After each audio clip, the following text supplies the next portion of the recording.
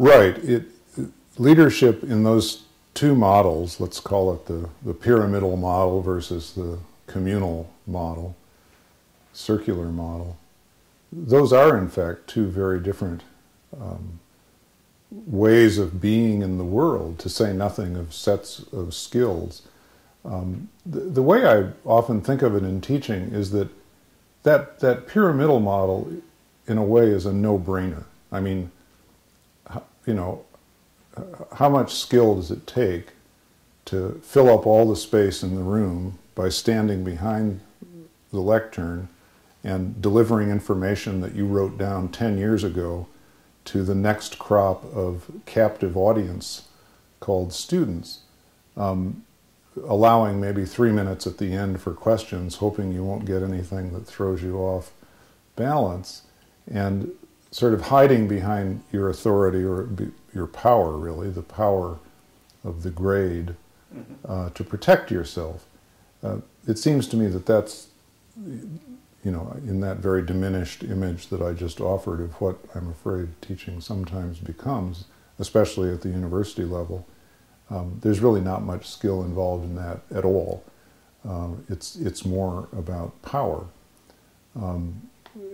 But to lead people in community and for community and through community to some good results, whether those results have to do with learning or with the production and or sale of a good or service, that kind of leadership requires a lot of skill and a lot of authority. There's a difference between power and authority. Power is something you wield over people because you have some sort of weapon in your hand. It might be a gun, it might be a grade, but it's a weapon nonetheless. It keeps people subservient to you.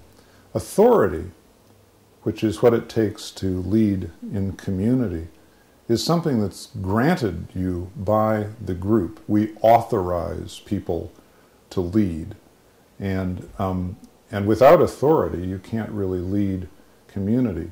And that authority is what's required, I think, to create a space that is both safe and challenging.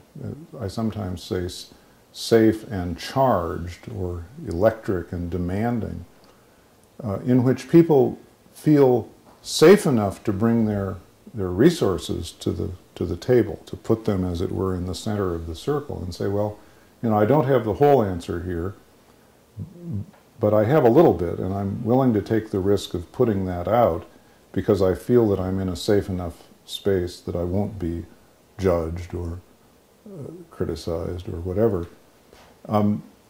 It takes a lot of authority to hold a space where that safety is present, and at the same time, people aren't falling asleep at the switch. They aren't thinking that just tossing my piece into the center is enough, because in fact we have to come together in the center of the circle to work through what are often some very hard things. So a leader for community has to hold this very, to me, very interesting paradox of making people feel safe while at the same time making them feel challenged. And I think that's what good teachers do, and I think that's what good leaders do. And the results, when that paradox is well held, are really quite astonishing.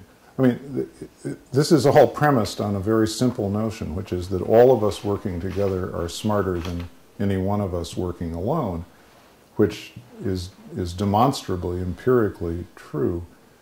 If we're working together in a space bounded by ground rules, by disciplines, by shared understandings that engage us in an honest way with the question at hand and with the best that we have to bring to that question. It's also possible for a group of people to be dumber than the dumbest person in the group if we don't have good ground rules and shared disciplines and assumptions and understandings. But all of that, I think, is a function of leadership, making sure that that space is defined by the things that make us together smarter than any one of us is alone.